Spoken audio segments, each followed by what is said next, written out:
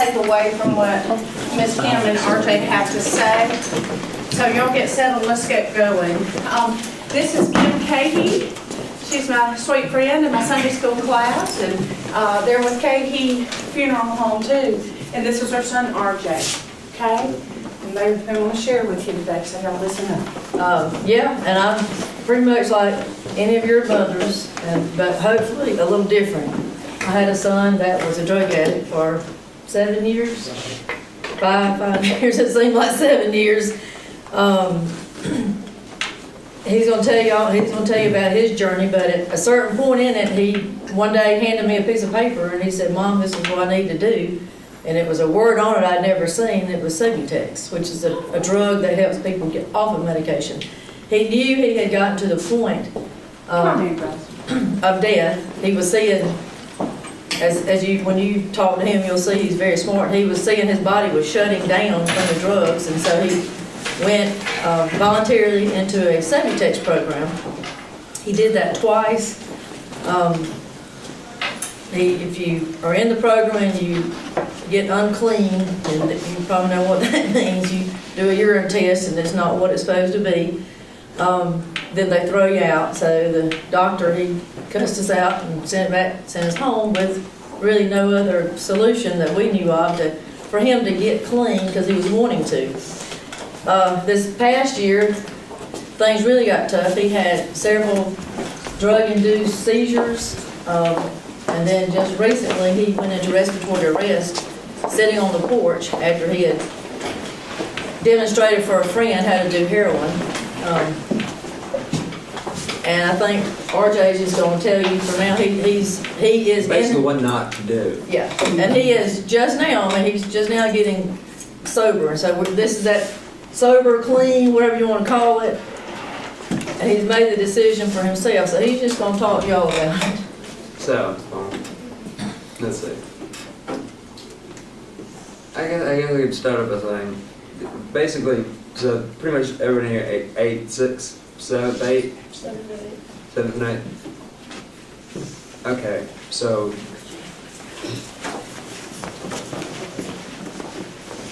they, basically 6 months after I was out of 8th grade, I was drug addict. Just 6 months from where y'all were sitting, I was sitting in the same place, except in the older school. Yeah, I told RJ for a little while. So studied Mr. Lindsay. And, thank you. But, basically 6 months from that time, I was a full, complete drug addict. And I was 15. I really had no idea anything about drugs prior to that. I wasn't a genius by any means of the term, but I was always good in school. Always did. I never got in trouble. Can't recall one time getting in trouble. But I did one stupid thing, and that one stupid thing lasted about 5 years. 5 years as of, I'm 18 days clean. That's not an eternity by any means. And to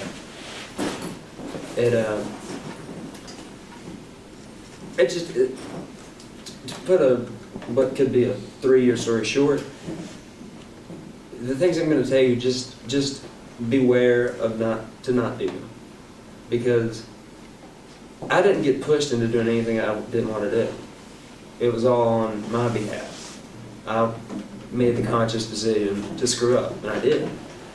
And I had to deal with those problems. And I had other problems outside of those problems. Like every single person in here has something in their life that isn't working out. Fair as that? I guess so. But really, the main thing is that I particularly want to talk about, and I didn't write anything down because I didn't write anything down. It's just, it's so easy to make a mistake, but it's so hard to fix a mistake. It really is one of those things that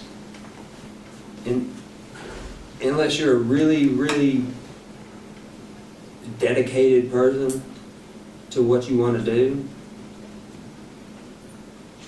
then sad thing is it's probably not going to work out. That's why I spent 5 years not being dedicated to wanting to do anything. I just sort of sat through life and let it go by. And the years from 5 to 20, which I am now, or 15 to 20, excuse me, should be the best years of y'all's lives. I mean, they really should. And I squandered a lot of that. I really messed it up. Friends that I had in school weren't there anymore. They were doing things. And I wasn't. I was in the same spot. I was sitting home. How it is. It's not, and when y'all get to high school and on up and into life, and I wish it wasn't this way, but things are going to be more open than they already are. Because I know things, even in 7th and 8th grade, there are the bad seeds out there. And it's really important to just,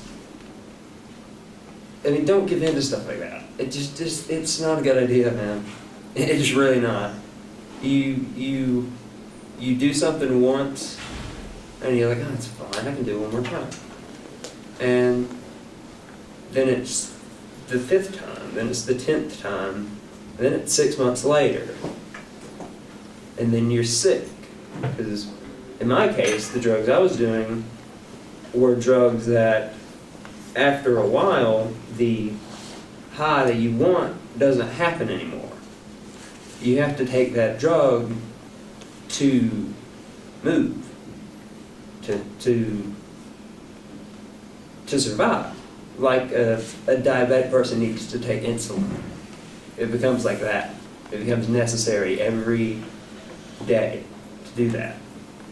And it's not a fun time. It's really not. It's really one of the worst I haven't lived along.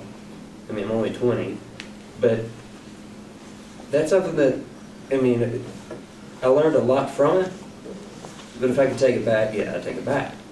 Of course. Who wouldn't? But, that's just, and this is the first time I've ever talked to anybody, so I'm not a speaker or a person of any extraordinance to come and tell anybody anything, trust me. But, that's it, guys. This is a good time to get in y'all's heads that in the next few years, things are going to change, and situations are going to change, and friends are going to change, and some of those aren't going to be good situations and good friends and good things. And it's really, if I could drill it in every single person here's head, I would, but I know life doesn't work that way. I would just, diminish the entire thought up from you. But it's a choice y'all have to make for yourselves. I'm just one of millions of people that have the same situation. And a lot of people don't come out of it. It's hard. And, I guess if I could let her give her point of view of probably the point of view that a lot of y'all's parents would have in the same situation. But that's really all I have to say. If y'all just want to ask any questions,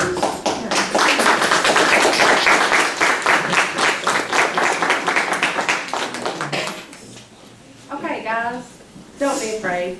RJ's here to open up to you and to let you know what a huge, life-changing thing this can be, or life-ending thing this could be. So, don't be afraid. Ask him questions. He's here to share. And another thing I can add, go ahead. What were you thinking when you did this? Not much. No. Okay, so why did he start in the first place? Because according to what your mom said, you had anyway, go Yeah, that ahead. little first time story. Yeah, Both my kids have been homeschooled, and they got old enough to do the dual enrollment at LBW. I think it was about the 9th grade, and RJ went out there. Excuse me, he had a 4.0. He's like a lot of y'all, and also like a lot of people that have trouble with addiction. They have their mind. I mean, a lot of your artists, a lot of your painters, a lot of your writers struggle with addictions. It's just something about the serotonin level in your brain. You know, certain people will become addicts and some people will not, and that's just something that your medical physicians will tell you and your psychiatrists will tell you. But anyway, he was at LBW, 9th, 10th grade, 4.0, and he got to getting anxious about taking the test. He wanted to make a perfect score, and along with, he's got clinical depression. He's got, and I know y'all, if you go to a counselor or a psychiatrist, you'll start getting some names, and they'll say, well, it's generalized anxiety and generalized depression, bipolar and stuff. So he had anxiety. It was a perfection or something. Anyway, he thought he had to make a perfect score. So he was telling another kid, he said, I'm just getting so worked up, I can't take this test. And the kid offered him the speckled trout, is what I call it. Gave him one speckled trout. It's a pain. It's a pain. It was a pain medication. And he said, how did that feel?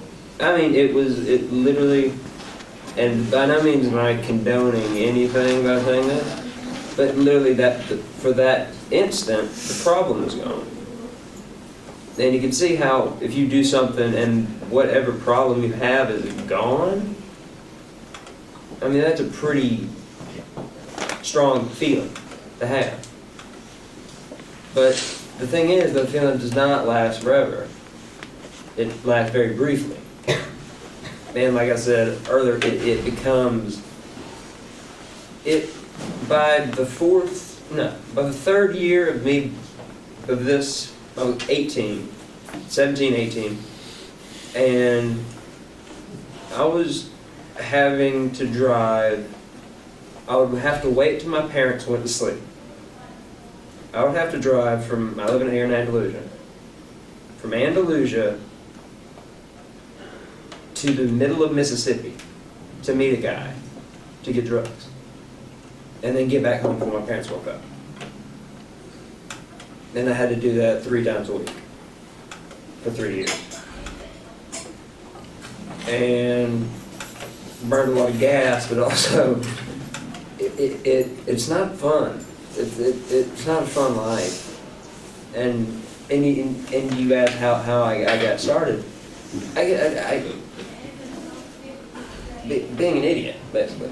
I was being an idiot. I didn't take any of the information that anyone like what I'm doing right now, which is far from professional, are doing for y'all. I didn't listen. And a lot of people don't. They just don't. They don't listen, or they think a lot of people, including myself, they thought they could outsmart it becoming a problem. You think you can do it a couple times, and then I don't touch it again. It's not that. It takes control of everything. Your life starts revolving around that, and most people have to work 8-hour jobs.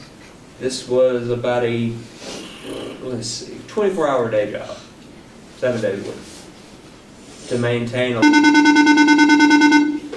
frightening. To maintain anything, any sort of friendship, any sort of thing, I had to be, and I was always the guy that had to help my friends when they were having problems. And I was in a worse situation than they were.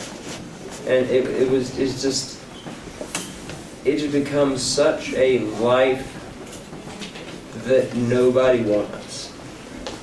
If you meet any other person that's ever been through this, they're going to pretty much say the exact thing I'm saying right now. You just don't. It's just, I plead with you, just don't. it's so much better not to. When you have a problem, just let it be a problem for a while, and then it'll go away, like all problems do. But once you make it into a bigger problem, then that little problem doesn't seem so big anymore, because you got one much worse on your hands. One bad decision led to 5 years of misery. Yep. And I don't mean to be dramatic, but just a few weeks ago, RJ wasn't breathing. Yeah. I was pretty. And, you know, he's lucky to be sitting here. And I know that because I've heard his mother's side of this story. So, one bad decision. RJ is 18 days clean after being 5 years high. Give him a hand.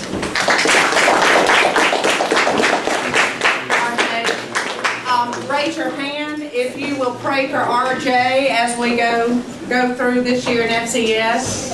All right, no, we got your back. Thank you,